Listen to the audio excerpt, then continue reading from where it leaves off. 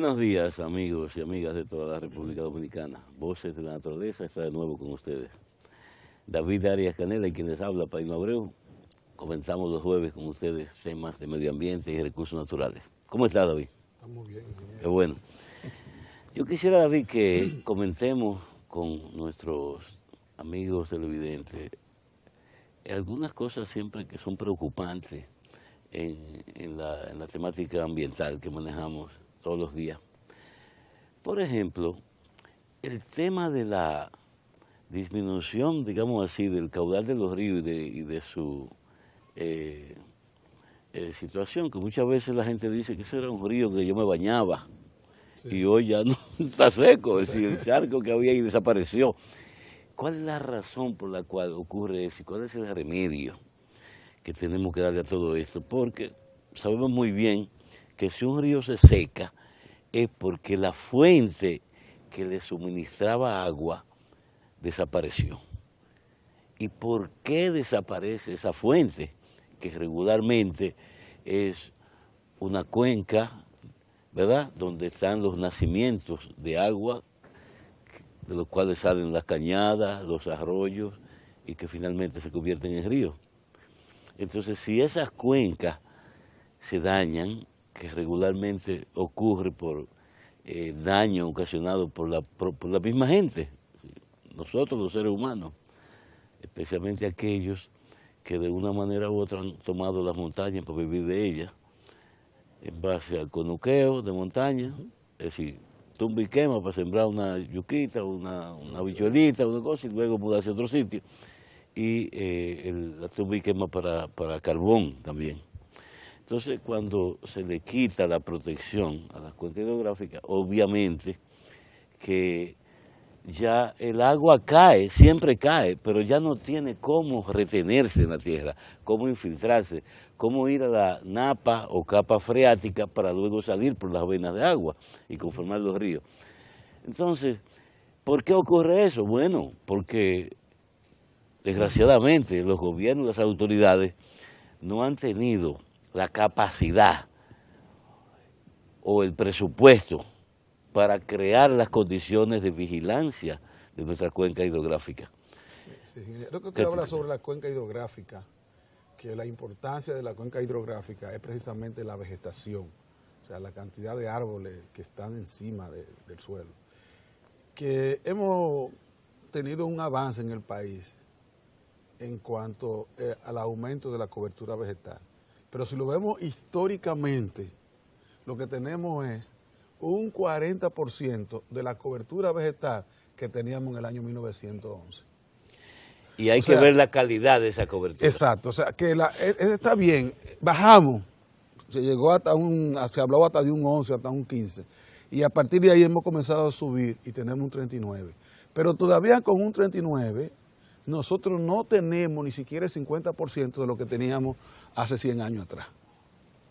O sea, que nosotros tenemos una cobertura vegetal muy baja para la que teníamos. Y por lo tanto, un caudal en los ríos menos de un 50%. La mayoría de las personas que viajaba al Cibao, de la edad mía y mayor que yo, sabe que el río Yuna, por ejemplo, era un río caudaloso, un río con muchísima agua, no hace tanto tiempo. Y prácticamente el río Yuna se cruza a pie con zapatos y no se moja uno. O sea, es una situación inunda difícil. Cuando llueve, pero... Sí, cuando llueve y la parte baja por allá se inunda. Pero es porque se entra con el Camus y se le entran otros ríos al Yuna y forman un caudal un poquito alto. Cuando ya casi, que no se utiliza casi esa agua, porque el agua que se utiliza para la agricultura y mojar el arroz es aquí de la presa de Cotuí, de Atillo y la presa de Rincón. Entonces, prácticamente el agua que necesitamos, que es el agua que está en la superficie del terreno, antes de que llegue al mar, que es la parte cuenca media y cuenca alta, donde se hacen las presas, no tenemos agua prácticamente. Bueno, ahora mismo con 2 o 3 días de seca, o sea, aquí pasan 15, 20 días y una vez no hay agua en la capital, en muchísimos barrios, porque es que los ríos pierden su caudal y los acueductos no pueden proporcionar el agua que necesita la población. Eso es bueno que lo recalquemos, porque la gente a veces no se da cuenta que el agua no ha dejado de caer, ¿verdad que sí? Cae muy desordenadamente, ahora no como en los tiempos antiguos que uno sabía que el mes de mayo era un mes de agua, sí. el mes de octubre también. Ahora no se sabe cuándo cae, pero cae. Porque en los climas isleños como este, no es igual que en los climas continentales. Entonces, el agua aquí probablemente no va a dejar de caer nunca. Ahora, el atrapar esa agua cuando cae es lo difícil. Si no hay la cobertura de que estamos hablando, entonces ya se dificulta o produce más daño Claro. que el bienestar, porque entonces lo que produce es una constante erosión en las lomas que están deforestadas, y esa erosión, ¿qué pasa con esa erosión? La erosión es el arrastre de los materiales del suelo. ¿Y qué pasa con esos materiales? Bueno, entonces esos materiales se depositan en el río, en los remansos van depositándose y crean diversas situaciones. Ciegan, por ejemplo, el cauce del río. Y si no, finalmente se van al fondo de la presa y la utilidad de la presa pierde su objetivo de años porque ya estará llena de materiales y ya no podrá tener la cantidad de agua que se tenía. Bueno, entonces hay que trabajar el problema de los ríos que se han cegado, o sea, que han perdido su cauce. Un lote de cosas que nos trae la desgracia de la falta de protección de la cuenca. Y por eso hay que trabajar fuertemente en tratar de restaurar en algo como en las cuencas hidrográficas, cómo estaba la protección de nuestros ríos. Exacto. ¿Y qué se está haciendo, tú que sabes un poco de ese tema? Bueno, actualmente hay un fondo con muchos recursos que se llama Fondo Verde, que es un fondo que los países desarrollados han creado con la finalidad de apoyar a los países en desarrollo con referente al cambio climático, dado que ellos son los responsables principalmente del cambio climático por las grandes emisiones de dióxido de carbono que han enviado a la atmósfera y otros contaminantes. El clima está cambiando aceleradamente, la gente está sintiendo el calor que está haciendo en estos días. Eso es producto del cambio climático. Y lo que usted acaba de hablar, de que ya no se asegura que mayo sea el mes más lluvioso, ni que hayan periodos de lluvia como eran 20 o 30 años atrás, sino que ahora llueve en cualquier momento. Entonces, producto de esa situación, se ha creado un fondo. Ahora, en el país, a ese fondo le llaman NATA, es un fondo base, como un mecanismo que quieren apoyarlo para que el país recupere parte de esa cobertura vegetal o la mejore, porque usted decía no es la misma, es verdad. Del bosque natural nuestro, quizás tenemos un 5%. El bosque que nosotros tenemos del 39% es un bosque secundario, es un bosque importante, pero no es el bosque primario, no es un bosque estable, que donde están se juegan todas las relaciones ecológicas, es un bosque que está en crecimiento, ¿verdad? Entonces, ¿qué sucede? Que hay que mantener la calidad de eso. Entonces, para eso se anda buscando recursos económicos, pero a largo plazo. No un asunto de plantar y nada más. Es un asunto de dar mantenimiento y de poder cubrirle la vida a esas personas que viven en la cuenca de los ríos.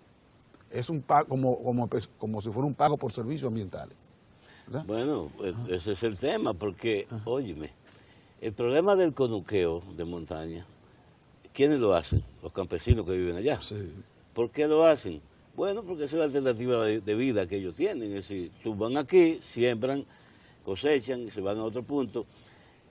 Si le encontráramos una alternativa de vida a ellos, de que en vez de que tengan que hacer ese problema de deforestación, puedan tener ingresos para vivir, es una buena parte de la solución del problema.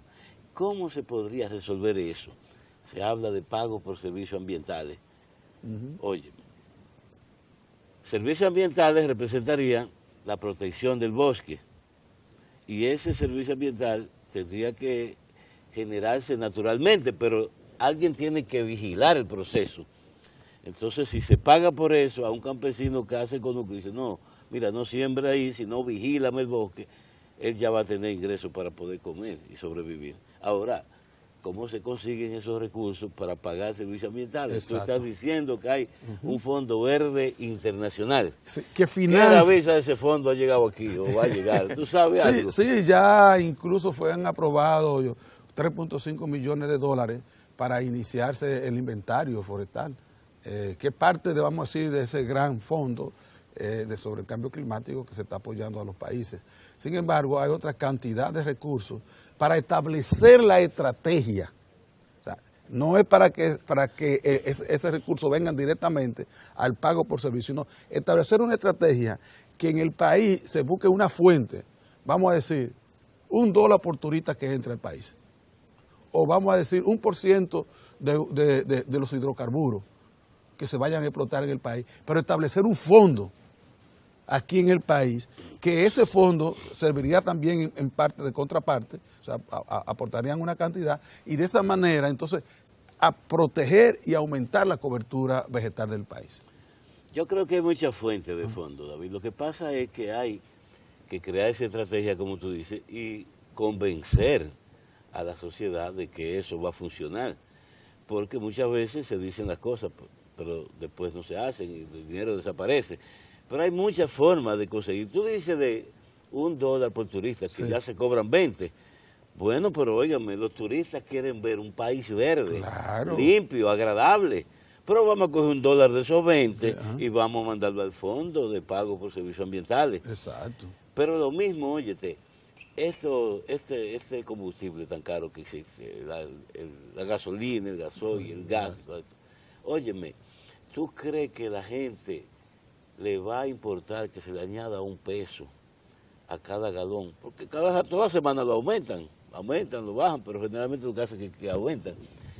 La gente se va a dar ni cuenta si le pusieran $1 dominicano por galón de combustible a todo lo que se consume en el país para ese fondo de pago por servicios ambientales. Sí. Oye, ¿tú crees que los productores de arroz dominicanos estarían en contra de ceder $1 por saco de arroz? Oye, un saco de arroz vale 2,000 y pico de pesos. $1 por saco de arroz para pago por servicios ambientales. Por toda esa agua que ellos utilizan. Ahí vamos, porque ahí. Ellos pagan de qué agua, pero son cheles. Ahora, Cheles. Necesitamos resolver el problema de la protección de la cuenca para que esa agua esté disponible siempre. Miren estos días los plantadores de banano, ¿tú crees que esa gente se van a negar por $1 por caja de banano exportado si están seguros que ese fondo va a funcionar adecuadamente? Claro, y que como usted decía, miren, en estos días estaba diciendo un funcionario del área agrícola de que corría riesgo la producción de arroz de la Guarana y esos lugares porque no había agua en el río. O sea, es una situación real.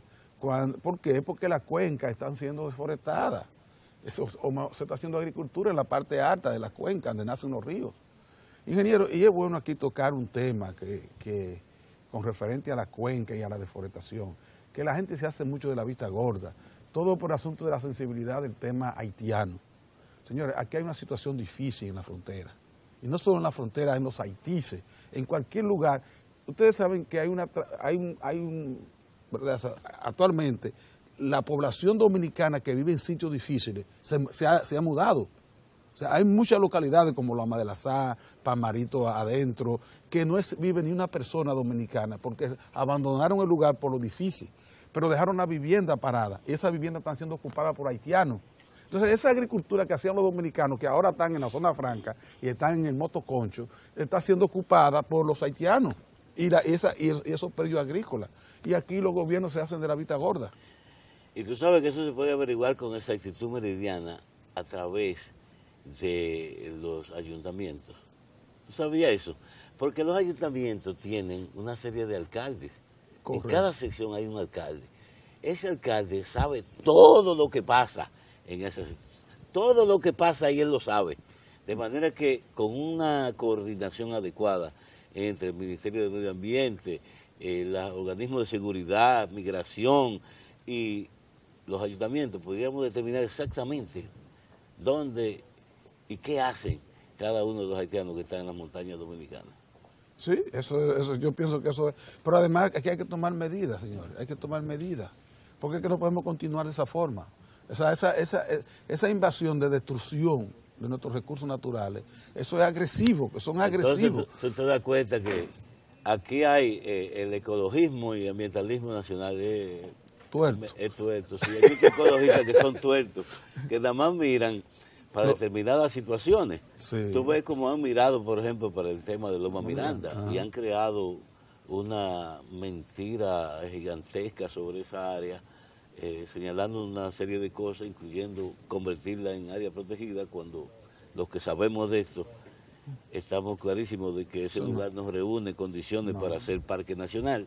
Sin embargo, se enfocan ahí, en ese tema, porque hay una empresa internacional involucrada, y ya luchar contra los intereses internacionales es una decisión y una acción patriótica, pero no miran los verdaderos desastres ambientales que están ocurriendo aquí, por ejemplo, que comentamos hoy, del tema de la cuenca hidrográfica. Bueno, queríamos hablar un poco del ruido y de las estaciones de gas y de combustible, la preocupación de la gente en torno a todo eso, pero el tiempo no nos va a dar, porque ya nos enseña y vamos a tener que despedir el programa. Sí, pero vamos a tocar el tema con mayor amplitud, vamos a traer datos estadísticos sobre eso. Yo quiero que toquemos de nuevo el tema Miranda aquí en torno a la solicitud o proyecto de convertirlo en área protegida, porque ahí hay un artículo que si los diputados y los senadores no han leído el proyecto de ley, yo les recomiendo que lo lean, porque ahí hay un artículo referido al comanejo que es una barrabasada del tamaño de la República, que si se hace, vamos a llorar lágrimas de sangre con respecto a Loma Miranda, porque eso sería un desorden nacional, establecer un comanejo de las características que se establece ahí. Despedimos el programa y nos vemos la semana que viene.